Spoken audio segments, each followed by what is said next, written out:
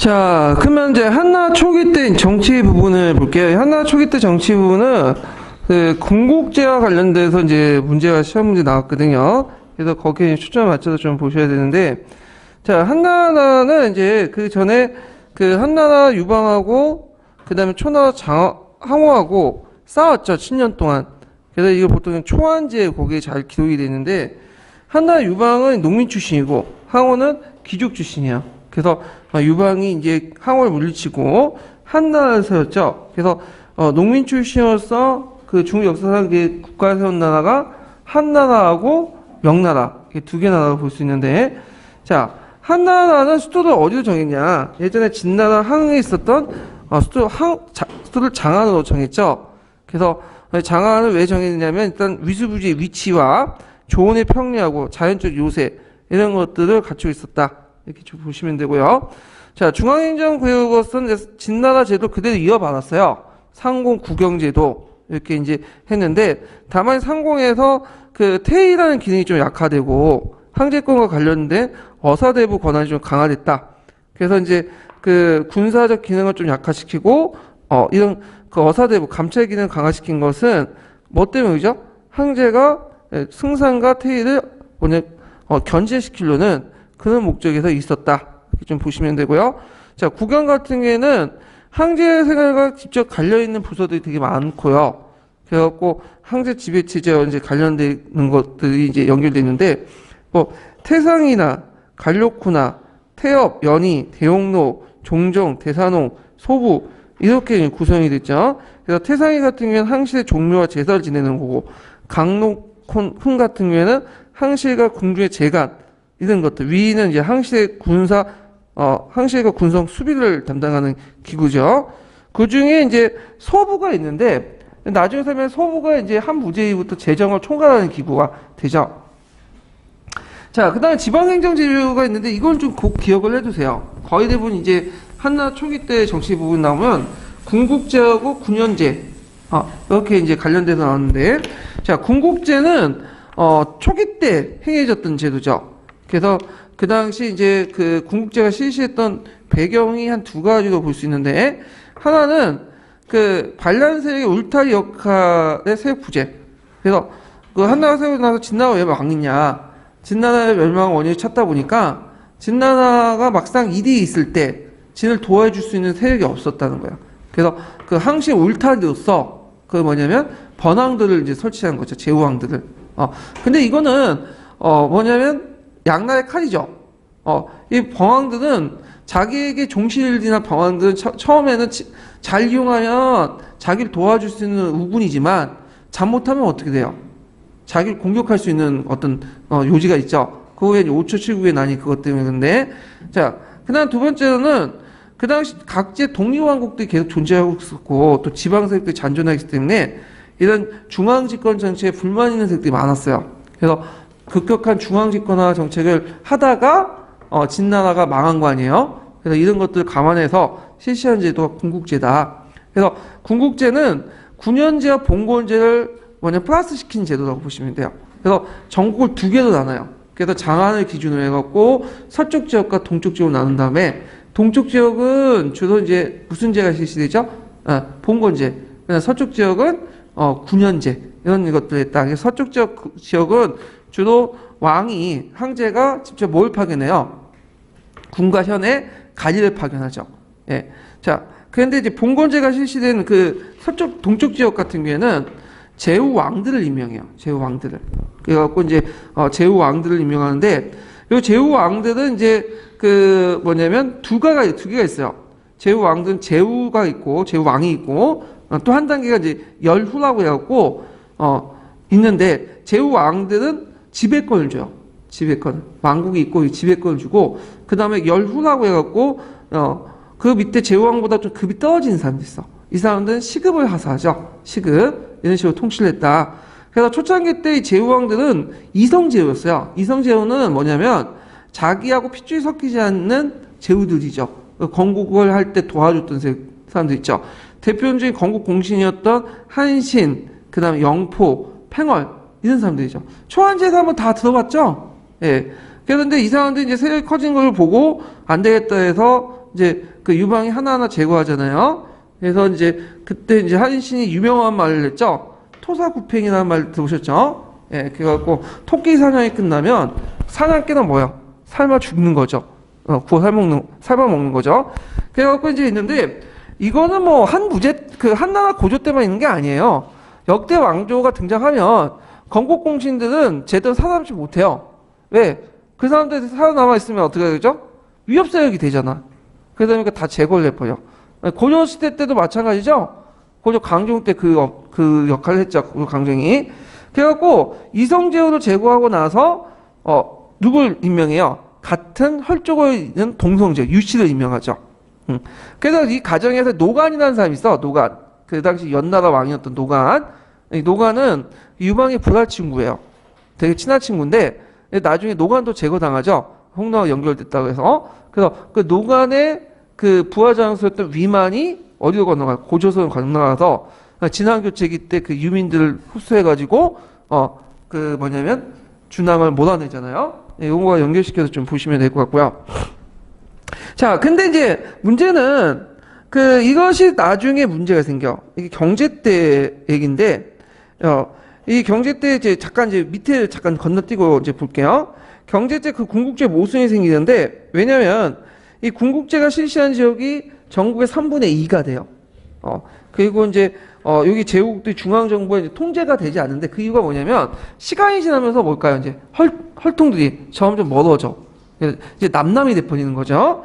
그리고 이제 이런 것들 그래서 중앙정부의 위협이 되면서 이제 나중에 무슨 난이 나죠? 5초 7국의 난이 나죠. 이건 나중에 좀 얘기를 하고요. 자, 그러면 무제 이후부터는 뭘 실시했냐면 9년제를 실시하죠. 9년제.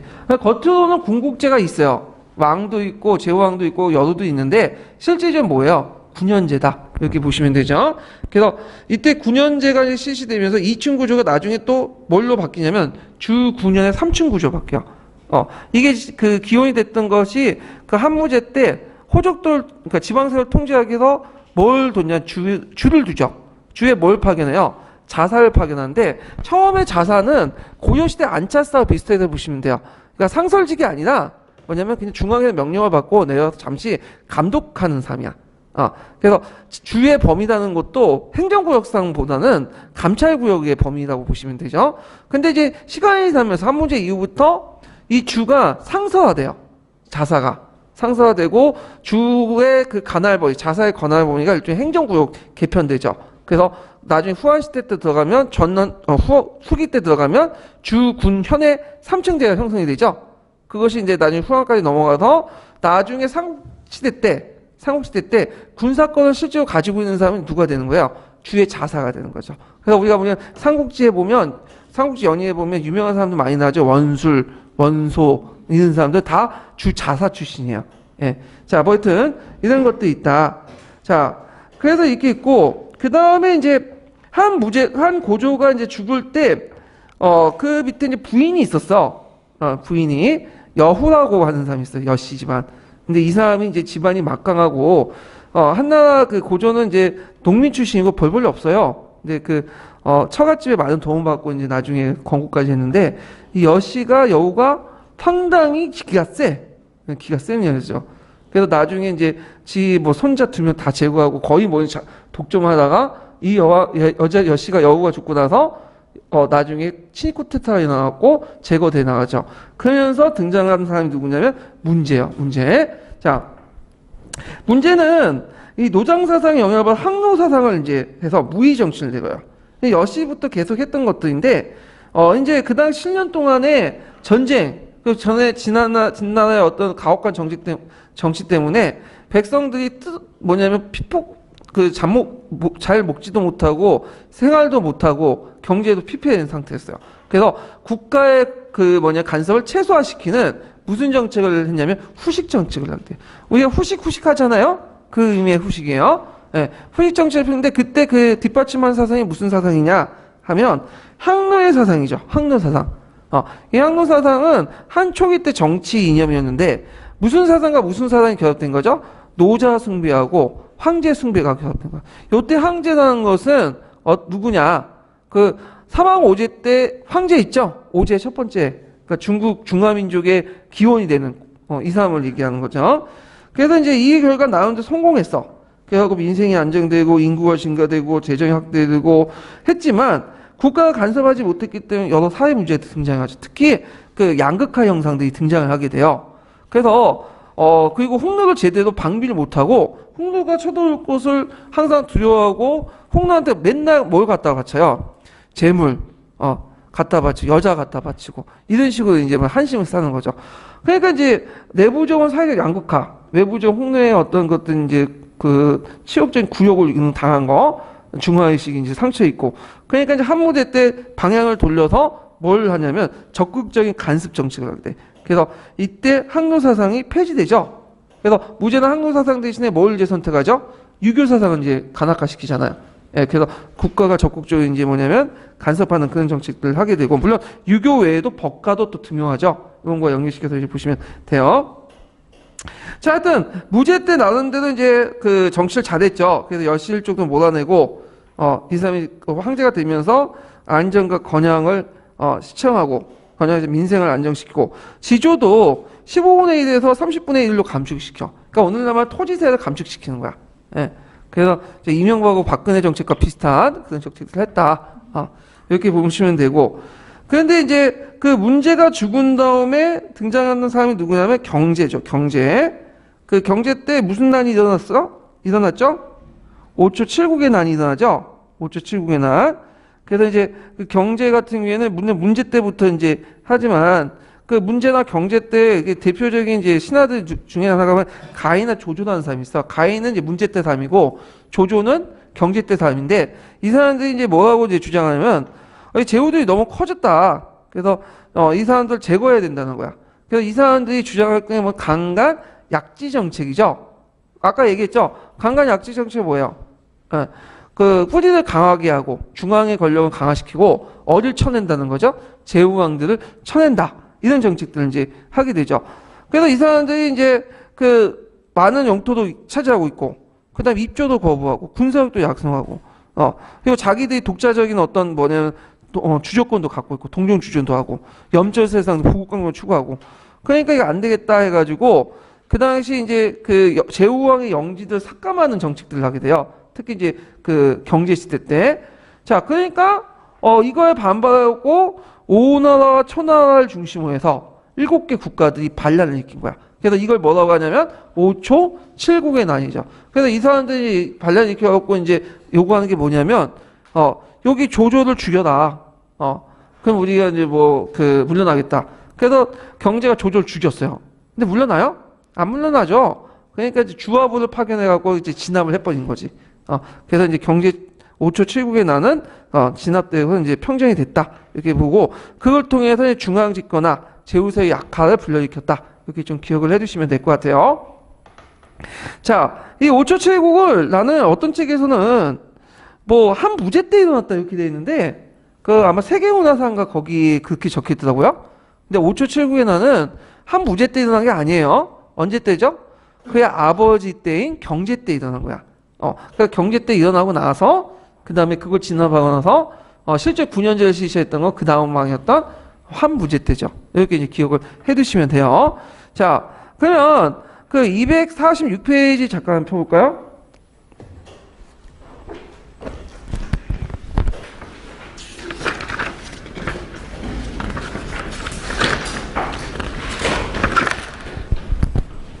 자, 246페이지 18번 문제 볼게요. 18번.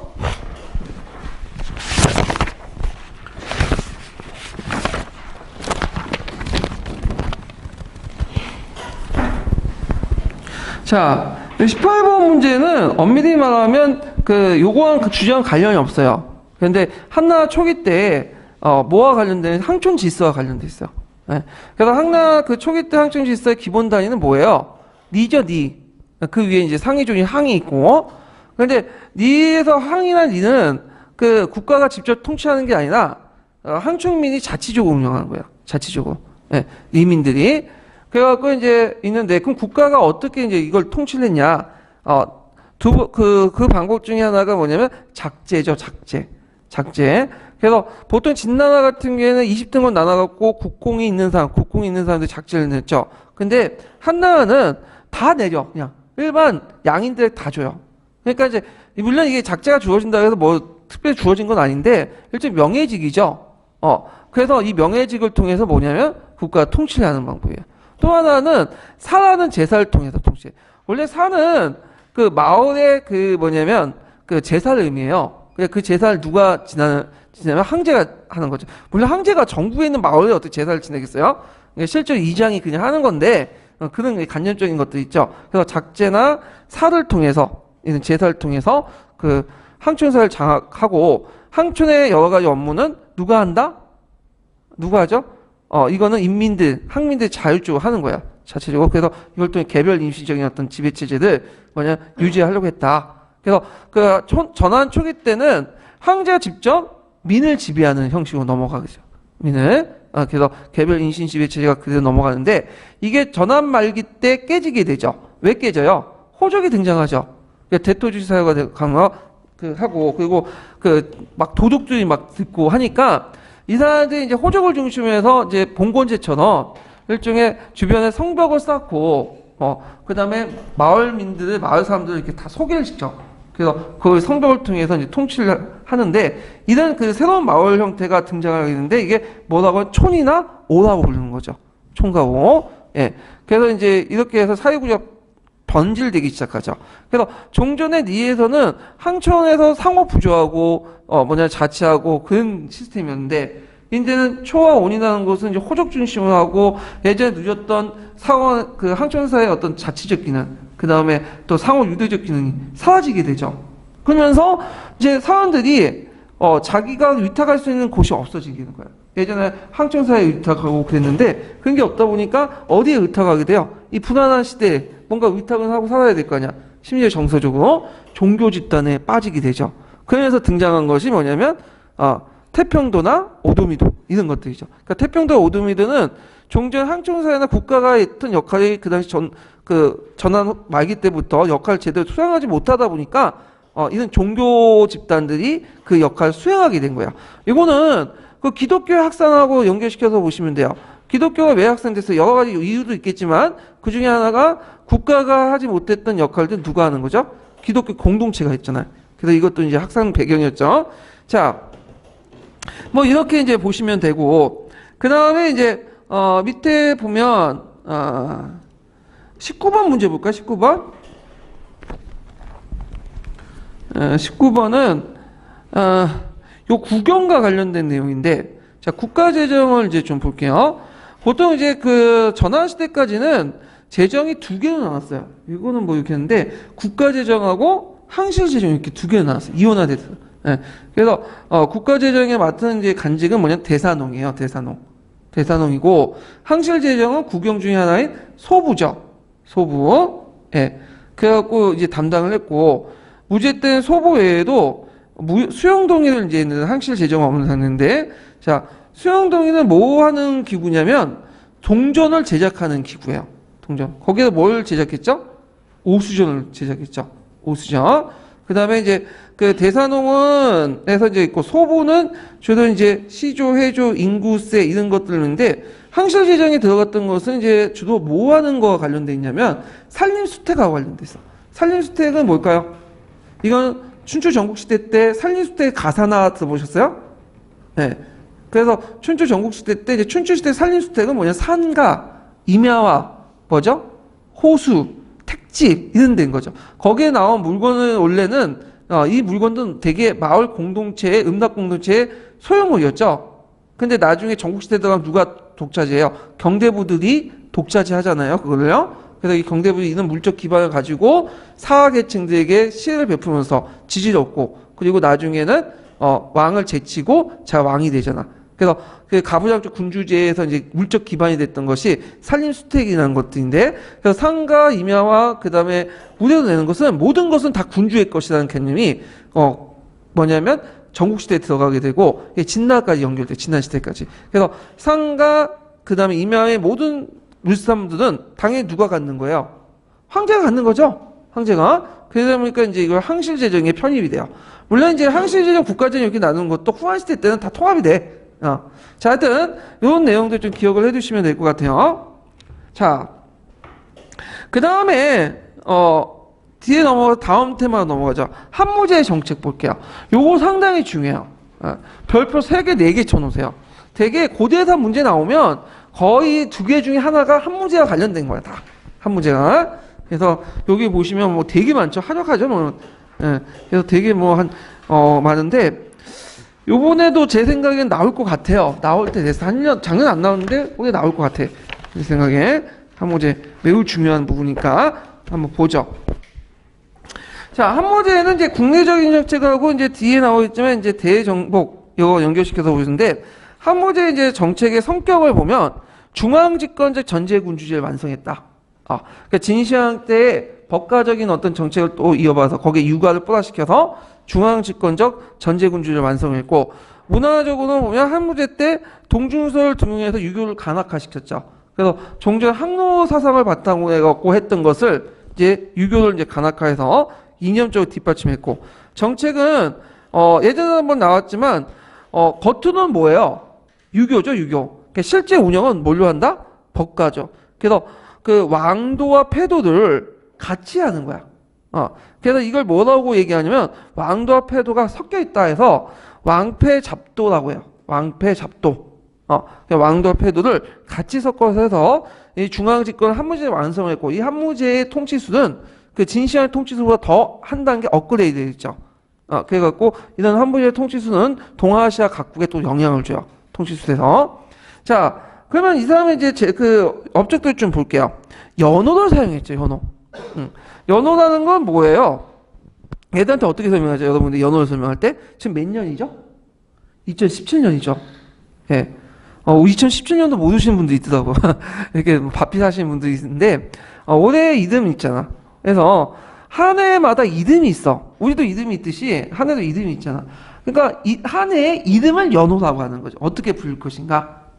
그래서 이제 이 연호는 되게 누가 결정하냐면 하늘의 명을 받고 있는 중국의 천자가 결정하죠. 그래서 중국의 천자가 정삭을 한 해 1월 1일을 결정하고, 그럼 1월 30일까지 나오죠.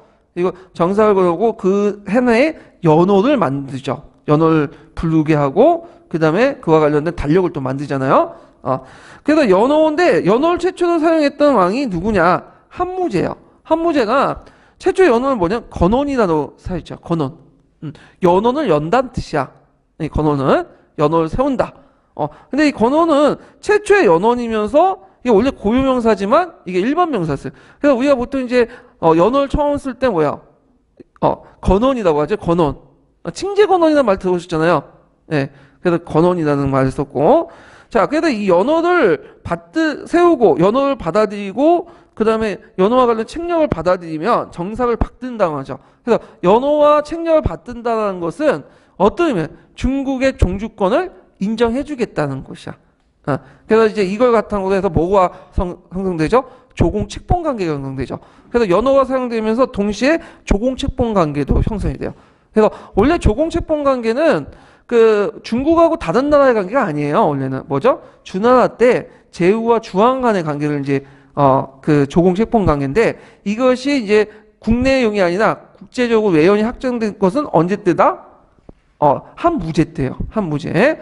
그래서 동아시아 국제질서 같은 틀이 되죠. 기본 틀이 됐던 것고, 그 다음에 역법을 계승했다. 그래서 그 청년을 받은 황제는 하늘의 뜻을 잘 살펴야 하기 때문에 천상의 변화와 이런 걸 관찰하게 되고, 그래서 이제 자신이 이제 그 황제가 됐기 때문에 진나라 역법을 버리고, 그 다음에 뭐죠? 독자적 역법을 형성되죠. 그래서 진나라 역법은 특징이 뭐냐면 1월 달에 뭘로 본 거야? 10월 달로 계산했죠. 근데 이제 현실적으로 맞지가 않기 때문에 이걸 바꾼 거죠. 그래서 이제 1월 달로 역법을 바꿨다. 이렇게 이제 기억을 해주시면 될 것 같아요. 그래서 이 역법을 바꾸고 주변에 있는 나라도 이 역법을 받아들이죠. 예. 근데 이거는 어쩔 수 없어요. 왜냐면 중국이 문화나 경제가 뛰어났고 천문학이 발달했기 때문에 그런 거고, 지금도 우리나라 보면 그 뭐 미터법이나 뭐 그 달력이나 다 누구 거 받아들여. 미국 거 받아들이잖아. 미국이 하는 거. 왜냐면 미국이 이런 표준적인 그 기준을 만들었고, 우리가 독자적인 날짜, 시간 이렇게 만들어 놓으면 다른 나라 무역을 할 수 있을까 없을까요? 소통이 돼요? 안 되죠. 우리나라는 지금 5월 1일인데 다른 나라 뭐 3월 며칠이면 안 되잖아, 상식적으로. 자, 그런 거 연결시켜서 이제 보시면 될 것 같아요. 자, 그 다음에 행정제도를 개편했죠. 그래서 이제 그 지방행정기구를 강화시켜서 제후왕을 감독하고, 이건 나중에 좀 뒤에 부분에 얘기할 거고, 그 다음에 감찰제도를 강화했어요. 이것도 이제 지방제도를 이제 호족들을 이제 통치하기 위한 거, 제후왕들 감독하기 위한 건데, 뭐냐면 여기에서 감찰제도를 자사를 뒀다. 그 전국을 13개조 나눠서, 그다음에 여기 주를 설치하고 자사를 냈죠. 원래 자사나 주나 이건 뭐야? 감찰과 관련된 것들이기 때문에 정식 행정구역이나 간직은 아니에요. 근데 나중에 어떻게 돼요? 이게 정식 행정구역 되고 간직이 되죠. 그래서 주, 군, 현의 3층제가 형성됐던 어떤 기원이 되었다. 그 다음에 지방 제후들을 통제하게 되는 건데, 그래서 이제 왕국은 형식적으로 있어요. 근데 실제로 일개 현에 불과한 거죠. 실제 9년제를 실시를 했고, 그래도 지방 통제체로서 그 관련된 내용을 쓴 게 있어요. 예전에 시험 문제 나왔죠? 자, 그 하나가 뭐냐, 추운령인데, 추운령은 황제가, 그 왕의 아들들 뭐냐면, 은혜로서 은혜를 베푼다. 추궁에 생겨서, 그러니까 불쌍하게 생겨서 은혜를 베푼다는 의미인데, 제후가 사망할 때 적장자 그 계승이 아니라 뭐야, 모든 아들들에게 땅을 똑같이 분배해 주는 거야. 그래서 이상한 데서 은혜를 베푼다는데, 말이 은혜를 베푸는 거지만 실제 이게 뭐가 되는 거야? 토지들 분할 상속하겠다는 거죠. 그러면서 시간이 지나면서 어떻게 돼요? 제후의 권한이 약화시키는 그런 것도 있다. 꼭 외워두세요. 추운력들. 그 예전 시험 문제 나왔어요. 또 하나는 주금년인데, 주금년은 뭐냐, 황금을 바치게 해. 1년마다 조공품으로. 그래서 그걸 함량에 떨어지면 처벌하는 거야. 그래서 왕과 제후직을 박탈하는 그런 것들을 이제 하는 게 주금률이고, 자간률은 뭐냐면 백성이 제후와 군신 관계를 금지시킨 거야. 그래서 밑에 이제 그 제후들이 일종의 지방 공무원 있죠. 지방 공무원 뽑는데 이 과정에서 이제 충 관계가, 신하와 어떤 군주 간의 관계가 형성이 되죠. 이런 것들을 못하고 지방 말단까지도 이제 중앙에서 임명하는 그런 정책들을 했고, 부익년은 뭐냐면 제후왕이 임의대로 세금을 걷지 못하도록 한 거야. 그래서 제후왕을 위해 뭐 세액을 증액하거나 별도 명목 지방세 걷지 못하도록 하는 것들 했고, 그다음 아당류는 뭐냐면 중앙에서 파견한 관리가 제후의 죄를 알지 못하고 보고하지 않으면 처벌하게 돼요. 아당류를. 예. 그래서 있고, 그 다음에 이제 요게 아까지는 뭐뭐 율율인데, 여기는 감찰제도죠. 제도적인 측면에서 전국에 자사를 파견하고 수도부근에 사회규를 설치했다. 전국의 자사 파견도 넓게 보면 누굴 견제한 거죠? 지방 제후들을 통제하기 위한 거다. 이렇게 이제 보시면 되겠죠. 그 다음에 11년 기출문제와 관련된 게 뭐냐면 내조 정치를 강조했다. 자, 이 내조는 뭐냐면 외조하고 내조의 개념을 아셔야 돼요. 중국에서는 외조가 있어. 외조는 뭐냐면 국가의 공식적인 기구야. 관료기구죠. 근데 내조는 뭐냐면 그 관료기구가 아니라 그 황제와 황실을 위한 사적기구죠. 예. 근데 시간이 흘러서 이제 중국에서는 일종의 법칙이 되는 건데, 처음에는 외조가 강하다 점점 내조한테 건너가요. 황제권이 강해지면서 대통령 오늘 비서기관총 이렇게 하자. 우병우처럼 이렇게 실권을 가진 사람 있죠. 그러니까 국가의 공식적인 라인을 무시했잖아. 그 예전에 박근혜 정부가. 그래갖고 비공식적인 라인이나 측근세력이나 이런 그 자기가 그 가까이 있는 이제 뭐 비서기구를 강화시켜놨잖아. 이런 거 똑같다고 보시면 돼요. 그래서 점점 이게 비서기구들이 내조기관이 강해져. 그래서 시간이 지나면서 이 내조가 뭐가 되죠? 외조화돼요. 이렇게 하는데, 그래서 삼성 육부제도라든지 그다음 상공 국영제도 원래는 처음에는 뭘로 출발했어요? 내조 출발했죠. 그러다가 이제 국가 공식기구들이 편입이 된 거 아니에요? 자, 똑같은 패턴이나 승상의 권한이 점점 축소돼. 외조의 우두머리였던. 대신에 뭐가 강하냐면 내조의 비서기관인 상서와 그 다음에 그 중서가 중요시해요. 그래서 상서는 소부의 원래 속간이거든요. 그래서 주로 이제 상주문을 황제에게 이제 전달하고 조서를 보내는 일종 비서기관이야. 근데 이들이 이제 상주문을 치사 선택하는 과정에서 자기 판단이 개입이 되는 거지. 그래서 자기가 올리고 싶은 것만 올리는 거야. 안 올리고 싶은 건 안 올려버리는 거죠.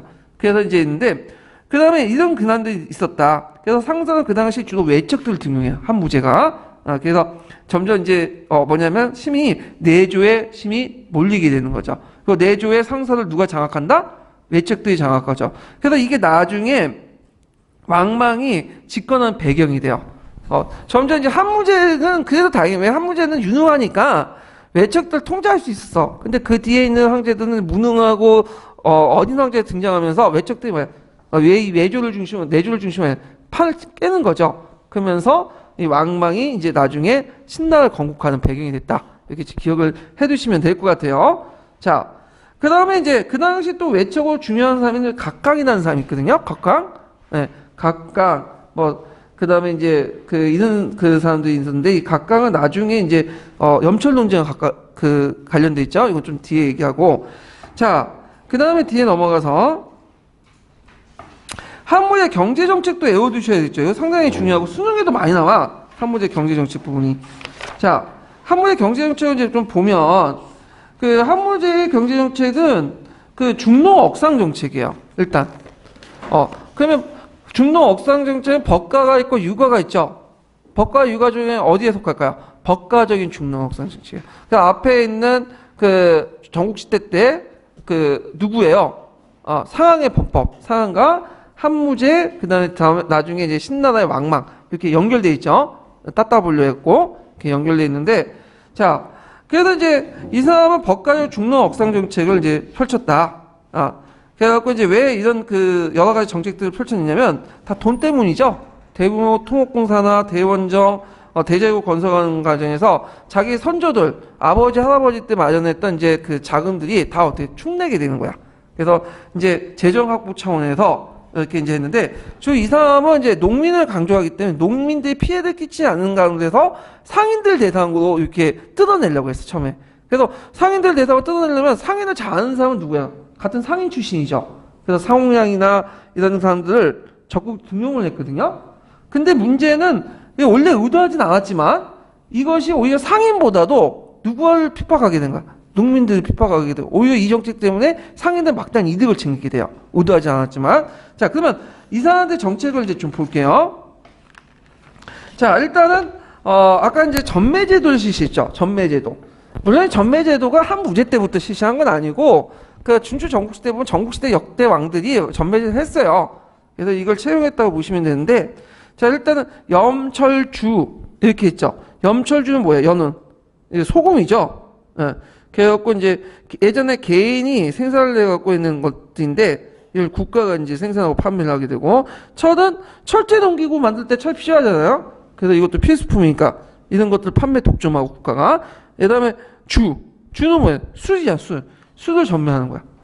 그래갖고 이제 이런 것들은, 근데 원래 이런 것들은 상인들이 원래 대상인들이 장악했던 것을 누가 하는 거죠? 국가가 관리하는 거예요. 그래서 이제 이렇게 나중에 이것 때문에 소제는 이제 한무제 아들 때인데 염철 논쟁이 나왔죠.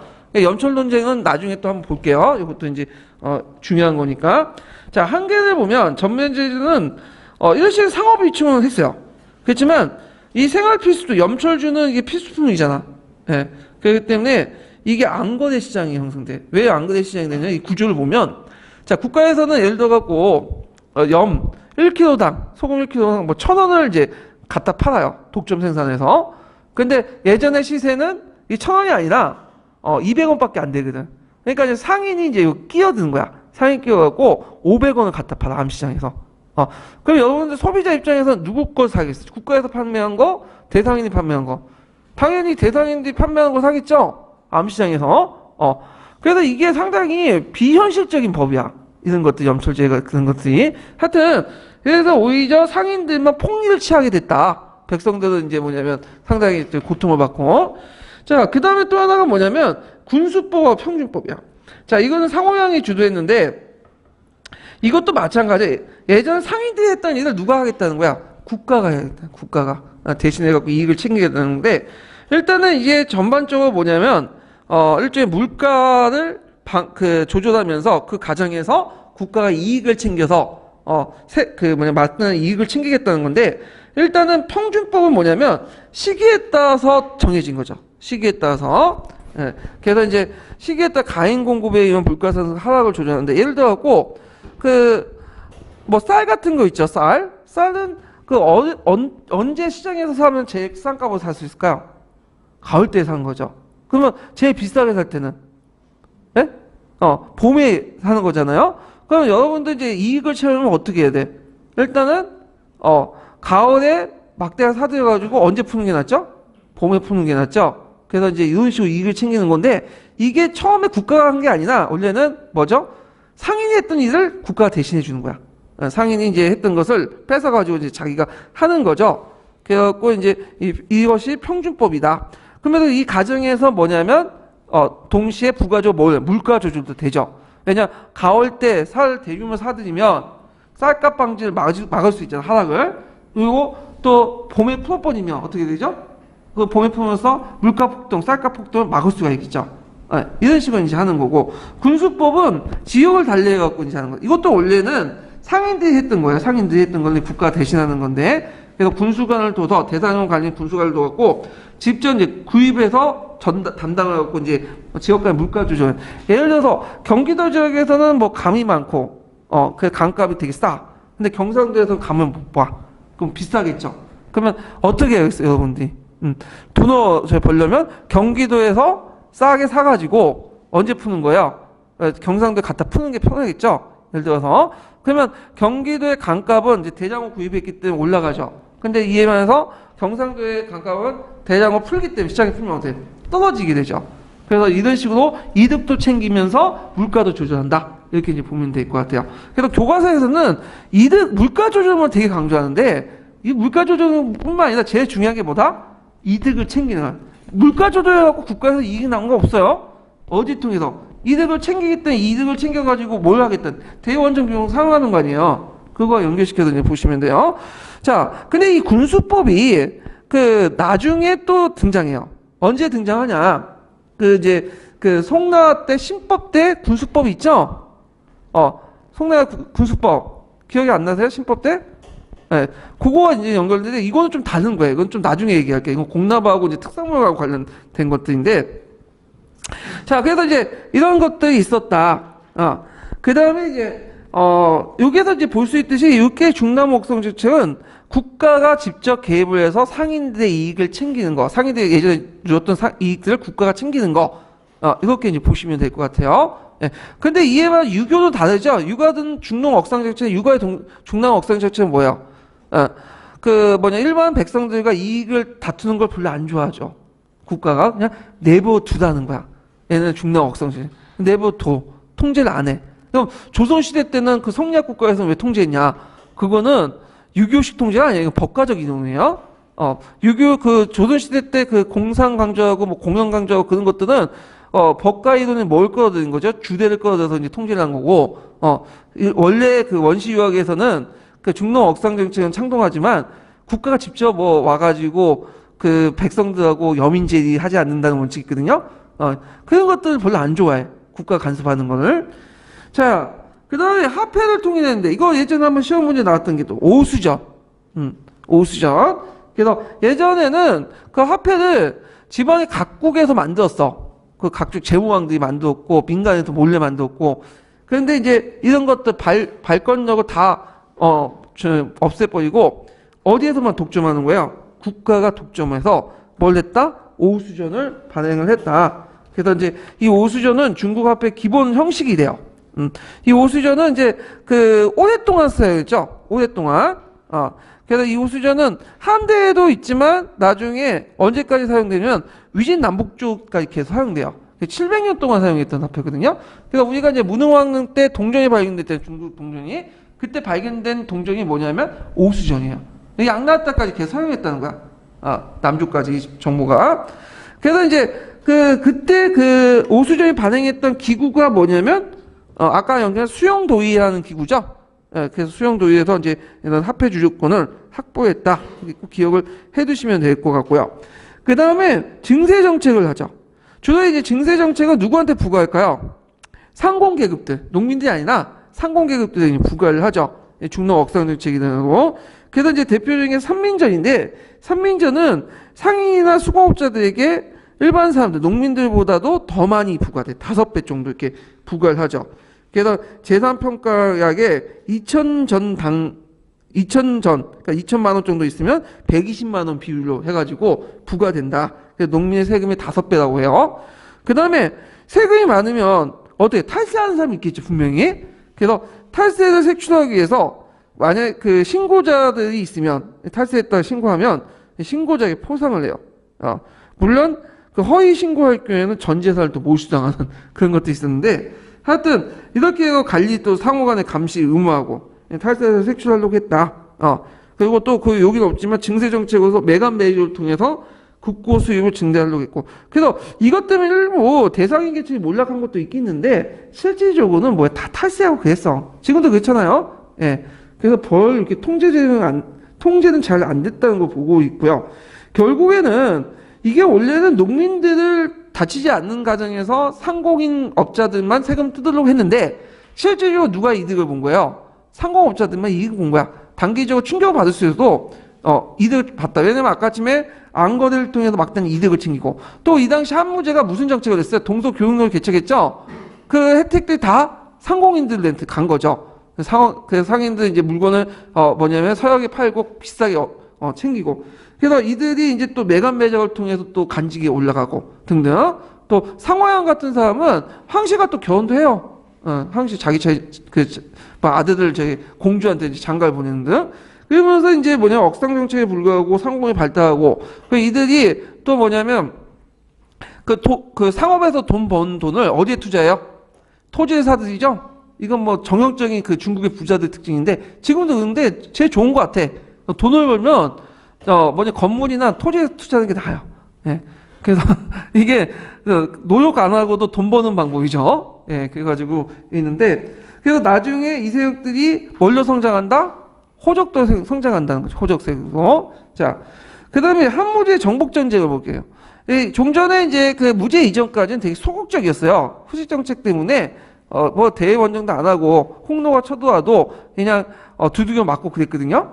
근데 이제 한무제부터는 방향을 돌려갖고 적극적인 원정을 하게 된다. 이렇게 이제 보는데 자, 그러면 그 내용들을 이제 좀 볼게요.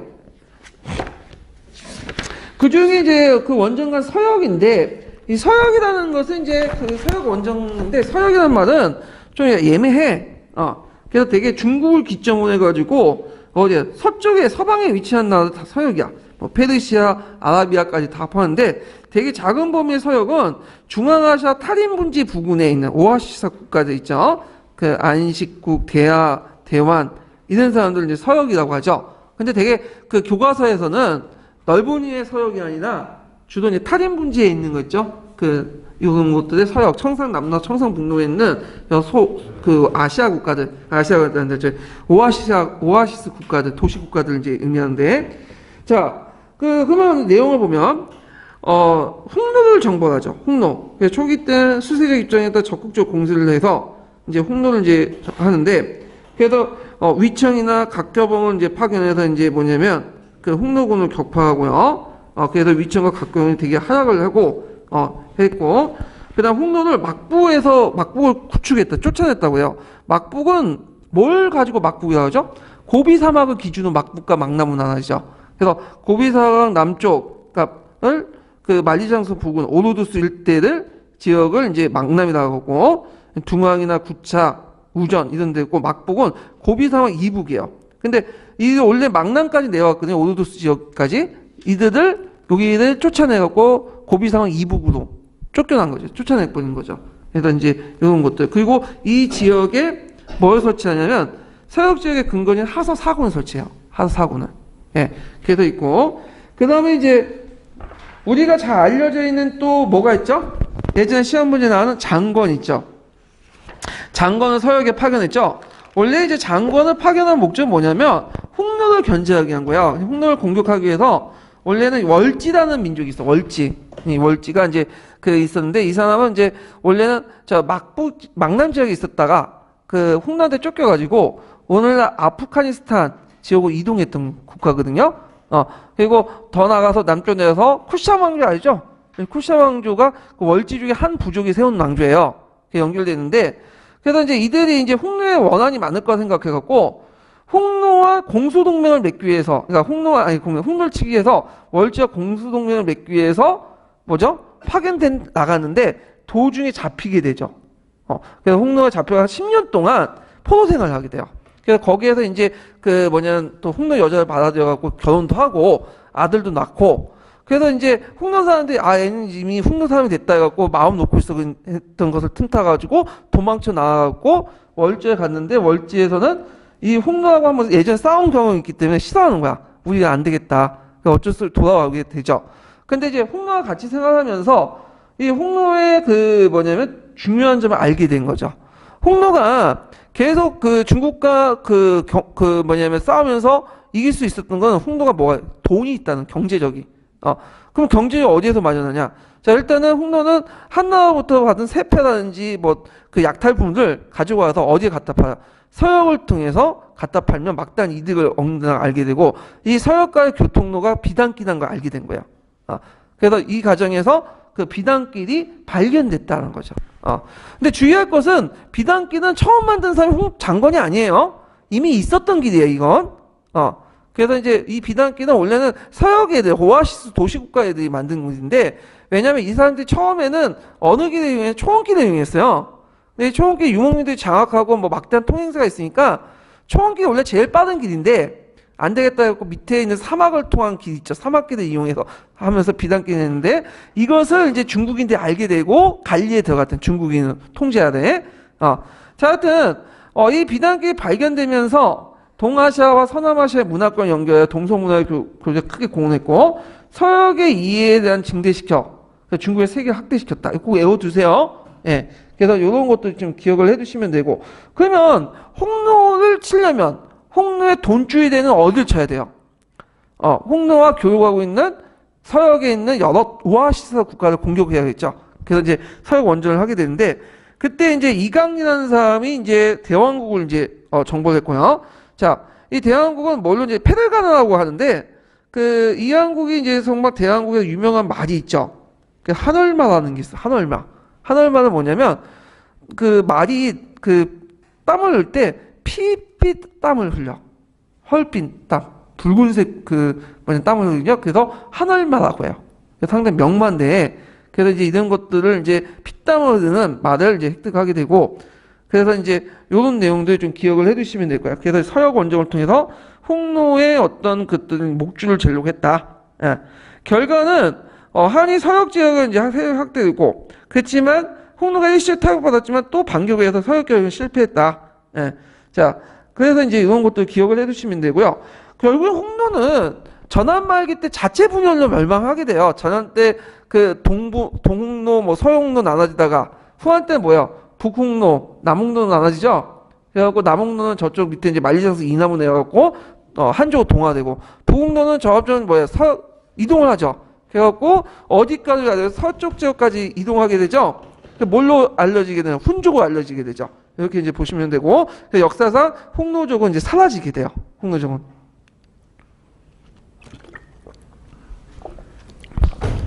자, 그 다음에 남방에서도 원정을 하고 있는데, 남방은 오늘날 어느 지역을 뜻하는 거예요? 강동, 강서, 그 다음에 저 베트남 지역이죠. 복권 지역. 그래서 그 당시에는 이 강도, 강서, 복권 지역이 중국인들이 살고 있는 지역은 아니에요. 월족이 살고 있었던 민족이에요. 베트남 민족이. 그래서 동구, 민월, 남월 이런 문제들, 그 나라들이 있었는데, 이런 나라들이 이제 입조 문제로 입조를 하지 않는다는 이유로 해갖고 원정을 하게 되죠. 그래서 요 지역에 남해 국원을 설치하죠. 예. 그래서 진나라 때 잠시 여기 설치했다가, 확보했다가 이제 한초기 때 잃었던 지역을 다시 이제 회복했다. 이렇게 이제 보시면 되고요. 그리고 이 과정에서 월남 북부 지역을 다시 정복했고, 그래서 서남이 지역을 정복했어요. 서남이는 장안을 기준에서 서쪽 기준에서 남쪽에 있는 민족들인데, 주로 이제 어느 지역을 의미하냐면, 오늘날 이제 운남 있죠? 운남 지역을 의미해. 운남, 뭐 기주 그런 지역들은 이제 서남이 쓰는데, 지금은 중국 영역이지만 그 당시에는 그 오랑캐가 살았던 민족들이에요. 이 민족들이. 그래서 여기를 정령해서 이제 육군을 설치하죠. 사천, 기주, 운남 이런 지역들이죠. 사천인데 사천은 예전부터 중국 영역에 들어가긴 했는데, 사천이 되게 커요. 거기 그 지역이. 그래서 사천의 일부 그쪽 선 쪽에 그 살았던 민족들을 지배했다 이렇게 보시면 되겠죠. 잠깐만요. 여기 오타가 있나? 여기 있네요. 예. 그 다음에 우리나라 역사와 관련된 것들이 뭐죠? 고조선을 정복하죠. 고조선을 왜 정복해? 이거 한국사 문제인데. 예? 누구와 누구의 관계를 끊기 위해서? 홍로의 관계를 끊기 위해서 정복을 하죠. 그 다음 또 하나는 진국의 어떤 중개무역을 방해하니까, 그렇죠? 두 가지 이유로 이렇게 했다. 그래서 거기에 이제 우리가 이제 알고 있듯이 한사고를 설치했는데, 나중에 낙난고를 제외하고 모든 지역이 어디에요? 요동 쪽으로 이동을 하죠. 자, 그래서 예전에 이제 12년 2차 기출문제 때 한나라 사마철 사기와 관련된 예문이 나왔어. 한사군과 관련된 부분이. 자, 그 다음에 유교 정책도 강조되죠. 유교. 그래갖고 이제 이것도 뭐 동준서와 관련돼서 이제 한번 나오고 막 그랬던 것들인데, 자, 유교를 이제 강조 내용을 이제 보면요. 자, 일단 대책을 마련해야겠다. 대책은 뭐냐면, 한량가 문학에 뛰어난 선비들을 소집해서 정치 학문을 논한 건데, 유교적인 덕목가, 경전에 뛰어난 선비를 소집해서 그 다음에 학문을 논하는데, 이 대책문은 뭐와 연결되어 있냐면, 저쪽 이제 그 관리 선발 방식하고 연결됐어요. 관리 선발 방식. 거기에 잠깐 이제 뭐냐면, 헐랑방적이라는 게 있거든요. 그 밑에 잠깐 보세요. 보이시죠? 헐랑방적. 거기 대책문을 올리는 건데, 이건 좀 나중에 얘기할게요. 그 다음에 오경박사를 뒀다. 오경박사인데, 지금 박사는 뭐야? 그 학문적으로 뛰어난 사람은 많은데, 그 당시에 학문적인 뛰어난 사람뿐만 아니라 어떤 기술에 뛰어난 사람도 다 박사라고 했어요. 그래서 이제 백제 보면 와박사라는 게 있죠. 와박사. 들어보시죠? 와박사는 뭐 하는 사람이야? 기와를 잘 만드는 사람들. 근데 하여튼 오경 박사를 뒀다. 태학에. 오경은 뭐예요? 시경, 서경, 역경, 예경, 춘추 이렇게 되죠. 보통 사서 오경 할 때. 오경은 홍구학, 사서는 성량. 사서는 뭐죠? 노노, 맹자, 그다음 대학, 중용이고, 오경은 이제 역경, 서경, 시경, 예경, 춘추 이렇게 이제 얘기를 하고 있는데, 그래서 오경 박사를 듣고 호령가인데, 호령가는 이제 그 한권 이선제하고 관련돼 있어요. 요건 좀 밑에 잠깐 보세요. 한권 이선제는 이제 한무제 이후부터 실시한 관리 선발 방식인데, 목적은 유교적 교양을 가진 사람들 선출하려고 했고, 향론에 입각해갖고 능력 있는 인재들 뽑고, 거기에 이제 또 왕에게 직접 시험을 본 거야. 그래서 이 한권 이선제는 일단은 1단계는 추천이고, 2단계 뭐죠? 시험이에요. 그러니까 면접하고 추천을 같이 결합한 제도죠. 예. 그래갖고 이제 주로 요 학론은 주로 어떤 사람들이 장악할까요? 지방 호적들이죠. 그래서 그 호적의 자제들이 뭘 하기 위한 거예요? 중앙 관료하는데 큰 역할을 하게 돼요. 그러면 단계가 이제 과목에 보면 호점이라는 게 있는데, 호점은 인구에 비례 따라서 선발하는 건데, 호점은 그 말 그대로 뭐야? 호와 염치, 예의 범절을 아는 사람이라는 뜻이야. 예. 그러니까 되게 주관적이죠. 되게 주관적이고, 그래서 이제 주로 이제 지방 효행이나 청년한 청년들을 청구하는데, 주로 어떤 사람들이 청구할까요? 지방의 호적의 자제들. 그래서 그 당시 호적의 자제들이 호령과를 통해서 중앙 관리하대요. 후한시대 때 들어가면. 그래서 요거는 그 만들기는 한 무제 때 만들었지만, 실질적으로는 널리 이용한 것은 후한시대 때다. 이렇게 좀 기억을 해주시면 돼요. 그러면 그러면 이제 그 현량반전인데, 현량반전은 우리가 이제 현량가란 말 들어오셨죠? 현량가. 그래서 저희 조광조가 실시한 추천제도, 그거 비슷하다 보시면 돼요. 그래갖고 이건 전환시대 때 널리 일반화됐던 것인데, 일단 일식, 지진, 수해, 뭐 한발, 천재지변이 있을 때 항제가 뭐냐면 이걸 해결할 수 있는 인재를 구해요.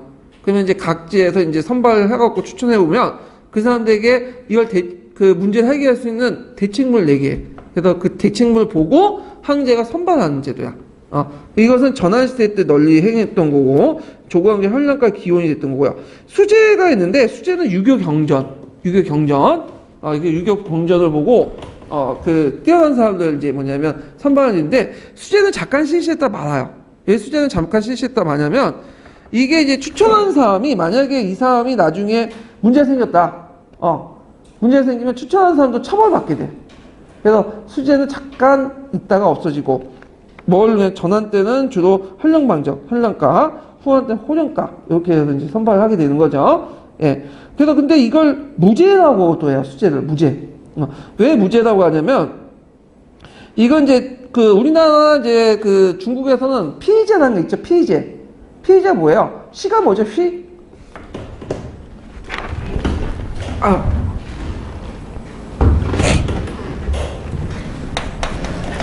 네, 휘. 시는 뭐예요? 시는 이름이죠. 이름. 왕이나 황제 이름을 시라고 하거든요. 시. 이름을 피해서 글 쓰죠. 네, 그런 게 있어요. 그러니까 요 강모제가 유수거든요. 이름이 유순인데 그 강모제가 이제 강모라가 이제 강모제 유수인데 그 여기 보면 이제 유수니까 수를 피해야 될 거냐. 그래서 무를 쓰는 거야. 무제가 되는 거죠. 강모제는 이름이 아니니까 유수가 이제 이름을 피하기 위해서 이제 했는데 그래서 이제 조선에도 있었고 고려에도 있었어요. 그래서 조선의 역대 왕조들의 특징은 뭐냐면 왕은 자기가 즉위하잖아. 그럼 이름을 개명을 해요. 이름을 개명을 해. 원래 세자인데 두자로 개명하죠. 그래서 역대 왕은 이름은 다 두자예요. 네, 이성계도 나중에 개명했죠. 개명하고 나서 특징이 뭐냐면 그러니까 성은 이제 피하고 어차피 성은 적용하는데 이름을 다시 개명을 하고 한 글자를 정하는데 왜 그런지 알아요? 왜냐면 이름도 그 개명한 이름도 상당히 뭐냐면 어려운 한자들이야. 왜냐면 쉬운 한자들 예를 들어 왕이 예를 들어 강자 저처럼 이렇게 강자 썼다. 이게 강자 쓰면 이게 피의자가 강을 못 쓰게 되는 거냐. 그러니까 이런 것들은 안 돼. 이런 것들은 대개는 이제 제 글자죠. 박강일 할 때 이게 있거든요. 이게 그 차가 있고 심력자가 있어. 예. 옥편에 보통 옥편 안 나와요. 몰라. 되게 훈자를 읽더라고. 근데 이게 부진한 할자예요. 제가 별로 부진하진 않는데, 근데 이건 큰 옥편에 찾아야 돼. 그러니까 이 시를 정할 때도 백성들이 불편을 끼치지 못하도 아주 쉽게 한 글자 있죠. 그런 글자를 써요. 그래서 이제 이름을 개명하고 그러거든요. 근데 뭐 이게 중요한 게 아니라, 하여튼, 반 얘기 하다가 있는데, 이런 게 있었다는 좀 기억을 해주시면 되고, 자, 그래서 이제 유교의 어떤 통치 시스템, 그러니까 선발 시스템을 이제 마련했다. 그래서 이때 이제 그 관리에 등용하려면 뭘 능통해야 된다? 유교의 어떤 능통을 해야 된다. 그래서 이제 관리가 유학자는 이제 정통을 했고, 근데 문제는 이 학문을 장악한 사람들이 되게 어떤 사람들이에요? 지방호족들이죠. 그러니까 실질적으로는 지방호족들이 중앙 기족화되는데 큰 역할을 했다. 그래서 그 한걸 이선제나 그 다음에 뒤에 있는 구품중주제나 거의 비슷한 메커니즘이에요.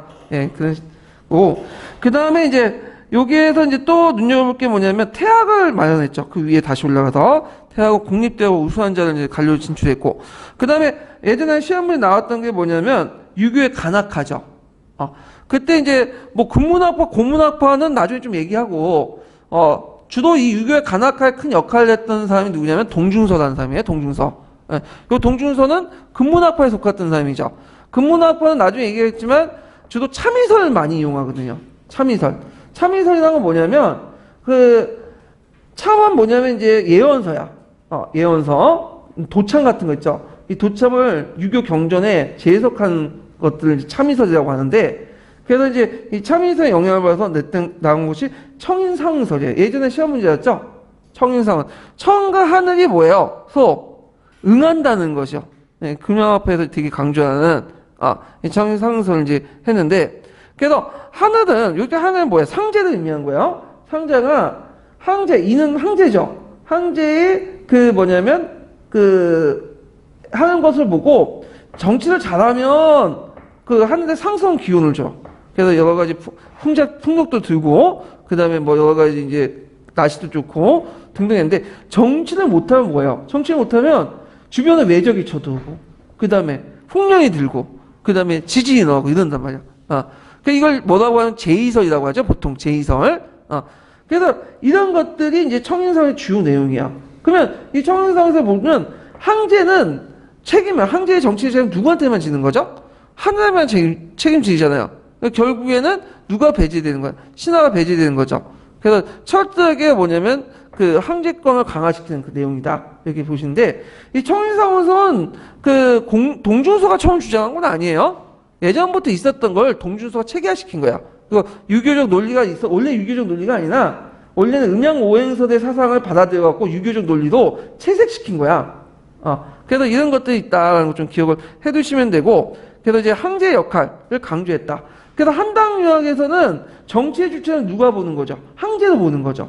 근데 이제 나중에 그 이학, 도학 이렇게 넘어갈 때는 이제 성리학 쪽으로 넘어가면 정치의 중재를 황제뿐만 아니라 모두 봐요.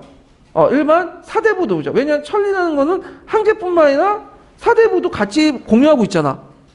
그러니까 공치주의를 주장하고. 그래서 정치관이 좀 달라요. 근데 이 청인상서는 후에 성리학에도 계속 남아있어, 잔존. 성리학에서 이제 상제가 벌을 하는 게 아니라 기다 그랬죠. 하늘의 기가, 황제가 왕을 잘하면, 왕이 정치를 잘하면 기가 상당히 순해가지고, 여러 가지 하늘에 좋은 형상들이 나오고, 황제가 왕이 뭐 정치를 못하잖아? 기가 탁 하는 거야. 그러면 비가 안 내리고, 가뭄이 들고, 지진이 일어나고, 등등. 그러면 그거에 대해서 도덕적 책임을 져야 될 거 아니야, 왕이. 그래서 뭘 지내는 거야? 기우제를 지내는. 근데 기우제를 지내면 꼭 하늘에서 비가 내요.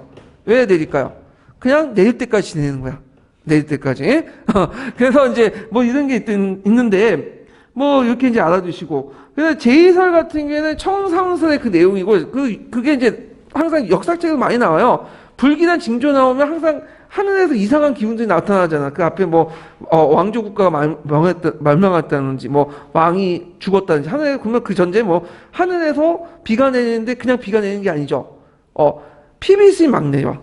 피색깔 빛이. 그리고 뭐, 하늘에 이상한 것들이 막 내려오고, 그리고 그거 와서 개가 여우가 된다든지, 뭐, 말도 안 되는 소리 있죠. 예. 그런 것들이 항상 나타나는 거죠. 자, 그 다음에, 요거에 대해서 이제 반론이 있어요. 과연 무제 시대 때 국교화가 했는가? 왜냐면 오히려 무제보다는 원제 때 유교가 정착됐다. 이거 소제 때 염출론에 보였듯이 법가 사상이 많이 보인다. 등등. 그리고 동주수는 후한시 때 부각했다. 근데 그냥 넘어가시면 돼요. 이런 것들은. 자, 그 다음에 이제 해갖고 있고. 그러면 무제 통치제의 의의는 뭐냐? 이거 예전에 한 10년도 기출문제 나왔던 건데 아까 언급한 것처럼 뭐와 뭐가 플러스 시켰죠? 법가적인 어떤 황제 지배체제와 유가적인 통치 이념을 플러스 시켰다. 그래서 중국 황제 정치의 어떤 체제의 정치적 사상적인 측면을 완성시켰다. 이걸 뭐라고 해? 왕도와 패도를 플러스 시켰다. 왕도와 패도를 왕패 잡도라고 하죠.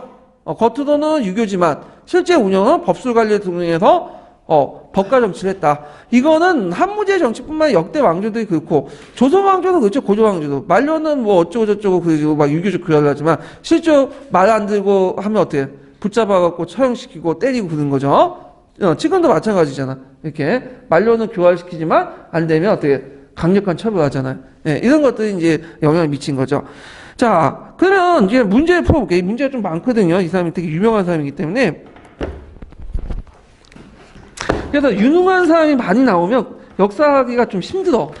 예, 무능한 사람도 피해야 되거든요. 다행히 전환시대 때 유능한 사람은 누구야? 무죄만 딱 끊치고 그 이후의 황제들은 다 어떻게 해요? 볼 볼이 없어. 예, 그래갖고 이제 다행인데. 자, 그러면 한번 문제를 이제 풀어볼게요.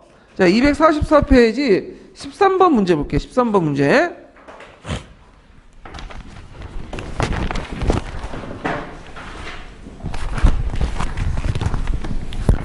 자, 기억의 중요한 간직 두 개를 말해보고 문제점, 니은의 문제점을 말해보시오. 자, 전제군주의 문제는 국정의 중심을 궁정 바꿔서 국내 안으로 집중시켰다. 그래서 국내는 한계 측근이 있던 조신들을 강조했죠. 그 대표적인 사람이 누구야? 상서와 중서죠. 특히 상서를 강조했는데 상서를 주로 누굴 임명했다? 외척을 임명했죠. 자, 문제점은 전후에 거쳐서 외척의 득세와 한간의 전행이 일어났다. 그래서 항상 그 중국 황제의 문제점은 뭐냐면 이건 뭐 한나라뿐만 아니라 외척과 한간이 문제야. 외척과 한간. 예. 자, 그 다음에 이제 이건 염철 논쟁인데 일단 여기 보면 14번에 가에 들어갈 내용을 보면 자, 이건 나중에 얘기지만 그 가에 들어갈 말을 써보고 전매제도 창설한 사람들이 가지고 있는 중농 억상 정책의 내용을 말해보시오. 그리고 대홍로 정책 방향을 서술해보시오 있는데 요거는 내조 실력제 각강이 상원의 통제 아래서 비판하고 이거는 뒤에 이제 소재 때 얘기예요. 그래서 염철 논쟁인데 그 문제가 유명한 뭐죠? 염철 논쟁이죠. 그래서 한간이라는 사람이 있어. 한간. 여태 한간은 우리가 생각 거식이 없는 사람이 아니라 사람 이름이에요. 한간이 염철론이라는 책을 썼는데 이때 염철 논쟁이 이제 알려지게 되고 여태 이제 이 사람들의 중론 억상정책. 그러니까 이제 전매제를 창설한 사람들은 법가족이에요, 유가족이에요. 법가의 관리들이죠. 외조의 관리들. 그러니까 이 사람들은 국가가 적극적으로 상업 통제를 하고 거기에 이득을 얻어야 된다는 생각이야. 근데 이에 반해서 유가를 주장하는 그 사람들은 유가 쪽은 뭐죠? 국가가 간섭하지 말라는 거지. 왜냐면 백성들과 이익을 다퉈서 안 된다. 모양새가 별로 안 좋다. 이렇게 주장하는 사람들이고, 이건 뒤에 좀 더 얘기할게요. 이 부분은. 자, 그 다음에 246페이지.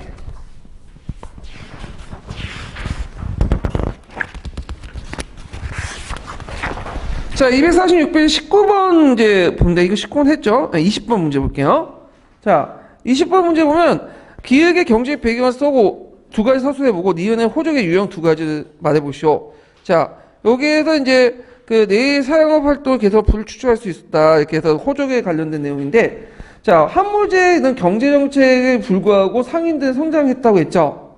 그래서 이 상인들이 나중에 이제 호적으로 이제 성장했는데, 일단은 장건에 의해서 동속교통을 열었죠. 외국 무역을 통해서 막대한 이득을 챙겼고, 오수전의 주조로서 상업활동에 필요한 법정활동이 활용돼서 상업과 교육이 효과적으로 진행될 수 있었고, 그 다음에 그 외에도 여러 가지가 있죠. 또 하나가 뭐예요? 전매제도 있죠. 전매제를 통해서 막대한 이득을 챙기죠. 암시장이 형성돼서. 이런 것들 쓰시면 돼요. 자, 요거 호적의 유형은 동양사 개론에 나와 있는 내용인데, 두 가지가 있어요. 하나가 이제 경병호적인데, 이미 개발된 지역을 합법적, 비합법적으로 이용해갖고 강탈하는 방법이야. 이거. 그다음 개발호적들은 주로 이제 항무제 기각이나 번경기 개척을 통해서 하는데 이때 수많은 식객이나 유민들을 이제 투입해서 개발을 해서 성장했던 것을 개발호적이라 한다. 두 가지 유형이 있는데 이제 동양사 개론에 있어요. 그래서 좀 기억을 해두시고 예전에 한번 호적의 유형에 대해서 한번 문제 나온 적이 있어. 어떻게 나왔냐면 그 앞에 있는 호적도 있고 그 다음에 대상인 출신의 호적도 있고 근데 손흥민이 열심히 일을 해가지고 호적이 된 케이스가 있을까 없을까요? 물론 있겠죠. 자수성가한 사람도 있긴 있어. 근데 그 비율이 별로 없어.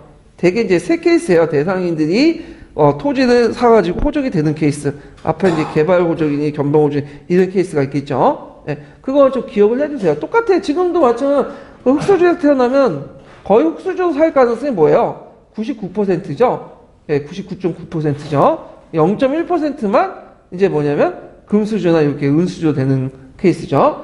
자, 그 다음에 여기 이제 또 보면, 그런 문제 보면, 다음 장 21번 문제 보자. 21번. 자, 요거는 한무제와 관련되는 건 없지만, 한나라의 문화적 특징에 대해서 좀, 관련된 문제인데, 자, 한제국은 후대 중국 문화와 동아시아 문화에 큰 영향을 미쳤는데, 동아시아 문화권 4대 요소, 이건 꼭 외워둬야겠죠. 뭐예요? 한자, 유교, 율령, 불교. 그래서 형성된 것은 언제 때? 한나라 때.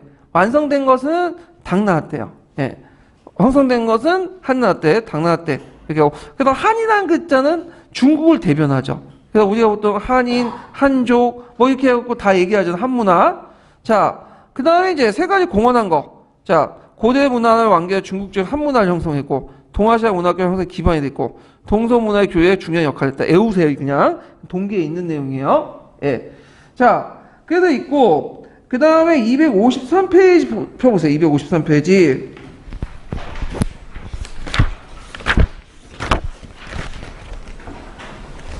자, 253페이지 39번.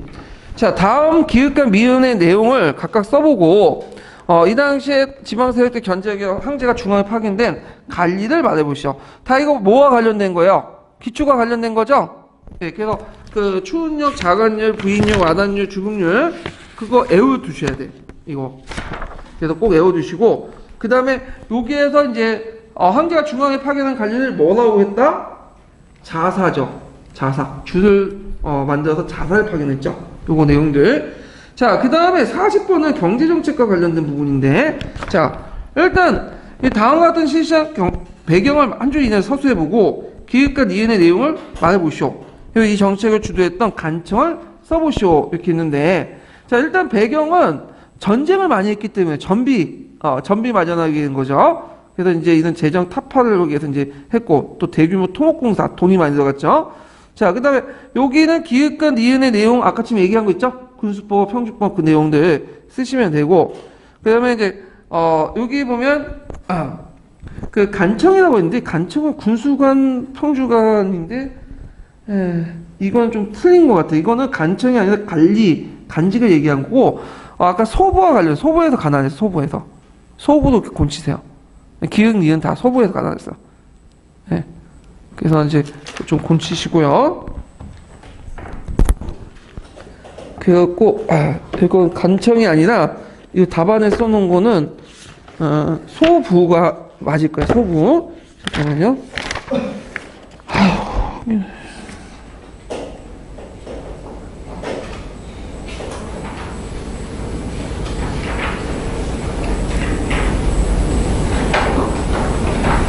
말 잘못했네. 소부가 아니라 거기 대사농이에요. 대사농. 예. 원래 소부에서 그 예전에는 관리 감독을 했거든요. 관리 감독을 하고 이제 평준법 그 군수관을 하기 전에 이제 관리 감독을 했던 곳인데 실제 전매가 이제 시작되면서 이게 뭐냐면 그 대사농으로 이제 이렇게 바뀌게 되죠.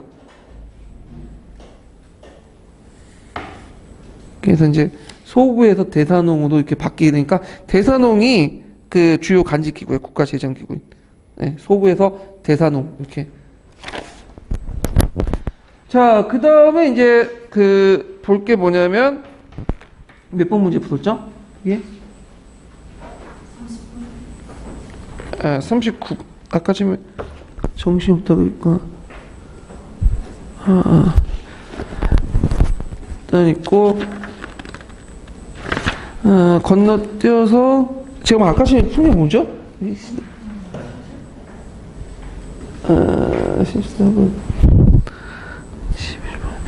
39번 문제 풀었나요, 제가?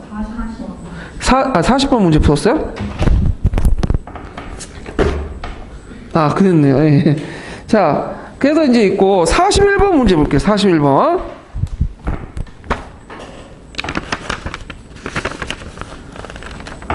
41번을 보면 이거는 중앙에 이제 그 간청 관련된 문제인데 한나라 경제 부분과 관련된 내용인데, 자, 다음과 같은 경제정책 실시한 경제 배경을 말해보고 가와 나에 들어간 것을 말해보시오 이렇게 했는데, 자, BC 113년 중앙에서 뭘 두고 이거는 수영동이 여기 쓰시면 돼요. 수영동이 쓰시고, 그 다음에 화폐를 독점을 했지. 이게 무슨 화폐예요? 오수전이죠. 오수전. 그래서 요때 이제 오수전은 왜 발급됐냐? 일단은 항시 그 오수전은 이제 뭐냐면 나름대로 경제적인 어떤 것들 목적에서 이제 발급을 됐죠. 그래서 이렇게 있는데 하여튼 이거 보면 되고, 화폐 가치를 안정시키고 그 각종의 재정 정책 운영과 국가 재정을 재건 유지하는 데 뒷받침 성공했고, 이도 주조된 것은 뭐죠? 나에 들어갈 것은 오수전이죠. 오수전. 이렇게 되는데, 요거는 이제 그 경제적 화폐 도시. 요 목적은 뭐냐면 이제 그 당시에 그 물가가 많이 뛰었거든요. 물가가 많이 뛰어가지고 물가를 조절하고 그 다음에 재정 확보 이렇게 쓰는 게 제일 좋을 것 같아요. 이거는 좀 약간 답을 좀 약간 경제적 배우의 그 사항을 적어 놓은 것 같은데, 물가 조절, 재정 확보 이렇게 이제 기억을 해주시면 되죠. 예. 자, 그 다음에 이제 관련된 문제를 또 풀어보면 되게 많은데 37번 문제 풀어봤나요? 제가? 네, 안 풀어봤죠? 네, 37번 문제 좀 볼게요. 자, 그 다음 기획의 지방제도의 특징을 한 줄이나 서술해보고 이 제도가 도입된 이유를 두 가지 말해보시오. 그리고 니은의 수도를 정한 이유를 말해보시오. 자, 기획의 특징은 봉건제 9년제를 번용했죠. 그래서 이제 그 아까 이유 쓰는 거 그대로 쓰시면 돼요. 하나가 울타리. 그래서 이제 그 울타리를 마련하기 위해서 도와줄 수 있는. 그다음 두 번째로는 독립군 왕국이 존재했고, 그다음에 또 여러 가지 지방색도 존재하고 있고, 그래서 반란을 조직할 무리에 각재 독립된 왕국이 존재하고 이들의 왕을 추인해 줄 필요가 있기 때문에 또 했고, 그다음 또 하나는 지방세력이 너무 많기 때문에 그죠. 반발, 중앙집권 반발 이것도 쓰시면 되고요. 자, 그 다음에 이제 그 장항우 이제 수를 정한 이유. 이 사람 초다 출신이죠. 강남의 초나 출신인데도 장안을 했던 것이 뭐냐면 위수분지가 비옥할 뿐만 아니라 그 서남 쪽에 사천분지 끼고 있고 그 다음에 천연의 요새 이런 것들 이제 쭉 쓰시면 되겠죠. 자, 그래서 이렇게 있고 38번 문제 볼게요. 자, 기획에 밑줄진 사람이 추진했던 정책 명과 내용을 서술해보고 이 배경을 서술해보시오. 그리고 니은의 반란의 정치적 결과를 두 가지 말해보시오. 이렇게 있는데, 자, 가희와 조조가 이제 추구했던 것은 무슨 정책이야? 강간 약지 정책이고 구체적인 내용은 뭐냐면 중앙정부를 강화시키고 지방세를 약화시키는 거예요. 그러니까 제후왕의 영지를 삭감시키는 거야. 그 다음에 이제 배경은 이제 아까 말한 것처럼 제후왕들이 독자적으로 동전의 주조권을 가지고 있고 막대한 이득을 챙기고 있고 그리고 서양관계 점점 멀어지면서 제후왕들이 점점 독립적인 경향을 띠게 되죠. 그 외에도 뭐 조공도 제대로 안 갖다 바치고 입조도 잘 안 하고 등등을 쓰시면 되겠죠. 자, 일단은 5초 7국의 난의 정치 결과를 보면요. 제후왕을 왕국의 정치와 분리시키며 동시에 왕국 내에 관리는 상국을 비롯한 중앙의 파견된 관리가 장악했고요. 그 다음에 몇 개국을 거칠 쪽 강대한 역사가 삭감되고 세분화됐다. 이것을 더 강화시킨 게 누구냐면 한무제 때죠. 한무제 때. 그러면 그 당시에 제후왕들은 상국이 있는데 상은 파견했어. 그러니까 중앙에서 그 전부터 상은 파견했거든요. 재상은. 그래서 재상을 파견해갖고 이제 통제를 했는데 그게 잘 안 됐던 거죠. 이런 것들을 이제 연결시켜든지 보는데 요때 이제 통제력을 강화시켜 나갔다. 이렇게 이제 보시면 되고요. 자, 그 다음에 이제 254페이지 펴보시면 42번, 43번 볼게요. 42번, 43번.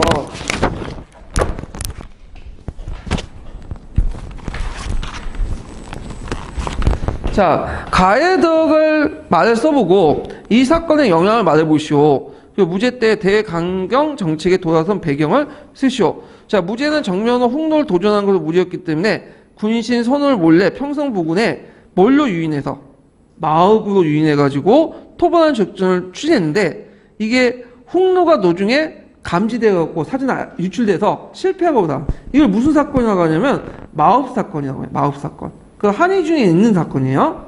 예. 그래서 사건의 영향은 이 사건을 계기로 해서 홍로 한의 하층 가게가 전멸되고 홍로가 한의 속임수를 쓰고 하는데 분노해서 북변을 침해 약탈과 사육을 자행했다. 이렇게 좀 보시면 되고. 자, 그러면 이렇게 대강경 정책을 막았던 이유가 뭐죠? 오랫동안 꾹꾹 참고 있었죠. 이거 재정적인 것도 낭비가 있었고, 그래서 이런 것들이 이제 폭발돼 나갔다. 그리고 그 당시에 홍로의 하층 정책은 중앙항제로서 자존심이 상당히 상하는 짓이야. 그러니까 이런 것도 이제 만회하려고 했던 거죠. 자존감을. 자, 그래서 이런 것도 이제 보시면 될 것 같아요. 그 다음에 43번을 이제 볼게요. 43번. 자, 43번에 들어갈 것은 동준서의 재원을 따라서 그 유학을 간악화했는데, 자, 가에 들어갈 그 경쟁이 뭘까? 동준서는 근문학파, 고문학파예요. 예? 네, 근문학파죠. 근문학파에서 제일 중요한 그 뭐냐면 경전은 춘추공양학이에요. 나중에 얘기하겠지만 춘추공양학. 그다음에 요게 그 천인상문서 내용을 이제 쓰시면 되겠죠. 예전에 기출문제 나왔던 건데, 자, 하늘과 인간은 서로 교감하기 때문에 황제가 정치를 잘하면 하늘이 상소연 징조를 주고 잘 못하면 재앙을 주는데 이걸 무슨 거라 한다? 제의설이라고 하죠.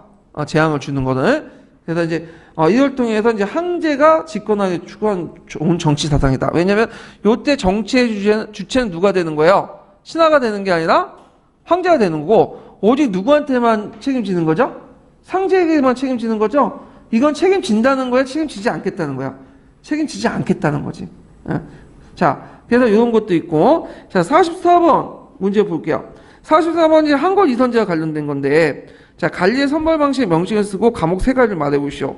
이거 그 니은의 이유를 서술해보시오. 한의중과 관련된 내용인데, 자, 관리의 선발 방식의 명칭은 뭐다? 한걸 이선제. 그래서 호념, 한량관적, 무제. 이렇게 세 가지 있죠.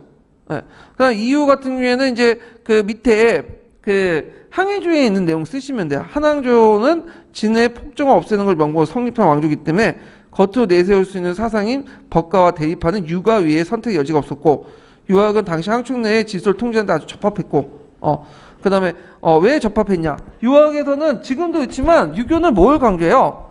상하관계, 권위 이런 것들을 강조하죠. 그러니까 이제 항촌사회 통치하는데 법을 통해서 그걸 규제할 수는 없죠. 인간사회의 어떤 뭐 형님 아우 그걸 법으로 규제할 수는 없잖아요. 근데 유교는 상당히 되게 좋아. 부모와 자식 간의 관계, 그 다음에 이제 친구 간의 관계, 이런 인간사회의 이런 상하 관계를 법으로 통제하지 못하는 부분을 유교에서는 예로 통제하는 이런 것들이 이제 상당히 좋게 생각하는 부분이고요. 그 다음에 이제 그 왕조가 집권체제 유지하는데 덕치주의는 지나쳐 이상적이었고 이를 극복하는 법의 연치는 필수적이다. 그래서 이제 이론적 무게를 번영할 수 있었다. 이게 쭉 있는데 그래서 이제 요 내용들 이렇게 쓰시면 될 것 같아요. 그래서 그 이후 유교를 국교 사상 통해 이렇게 있는데 3번은 이게 좀 잠깐만요. 왕조 집권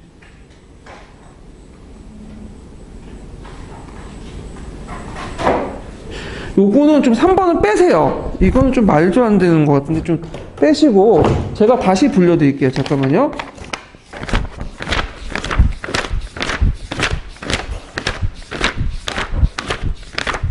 일단 아까 아침에 얘기한 것도 있고 일단은 이제 그 유교의 간학화 배경을 이제 좀 얘기할게요. 요거 아까 아침에 포함한 거라서 다양한 사상을 포용할 수 있는 경전을 가지고 있었다. 이렇게 쓰시면 되고 그 다음에 이제 두 번째로는 그 유교 사상 자체가 황제 지배체를 용인하여 황제 지배를 정당화시켰고요. 그 다음에 세 번째로는 또 뭐냐면 한초에 유행했던 도가 사상에 대한 반동으로 국가 체제를 갖추는 유가 사상이 필요했고 이런 것들. 그 다음에 또 그 사회적인 측면에 올 때는 아까 얘기했잖아 이제 그 브로드의 그러니까 한촌 사회를 장악하고 있었던 브로드의 권위를 인정하는 지배 이데올로기를 가지고 있었다. 그래서 그런 호행이라든지 가부장적 가족 질서를 인정하는 그런 내용들을 가지고 있었다는 거죠. 예, 이런 거 쓰시면 될 것 같아요. 그래서 다양한 사상을 포용할 수 있는 경전을 가지고 있었고, 그 다음에 도가 사상의 반동, 그 다음에 그 유가 사상 자체가 황제 지배 체제를 용인하는 내용들도 있었고요. 그 다음에 또 아까 이제 부의 권위를 인정한 지배 이데올로기를 기능으로서 유가 사상의 사회적 간행과 일치하고 있었다. 이런 내용들 이제 쭉 쓰시면 되겠죠. 그 외에도 되게 많아요. 또 유교는 중요한 원리를 바탕으로 했기 때문에 이런 인의 예지 중을 통해서 인의 예학을 존중으로 사회 질서를 정비했다. 뭐 한 대여섯 가지가 있거든요. 그래서 제가 정리해가지고 이걸 보충 자료 올려놓을게요. 그래서 요거는 좀 약간 안 맞는 것 같아. 한의 중에 있는 내용인데.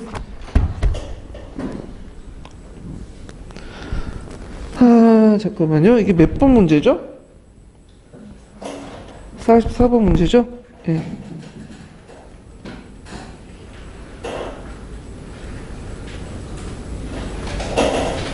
자, 이렇게 해갖고 한번 이제 그 살펴봤고요.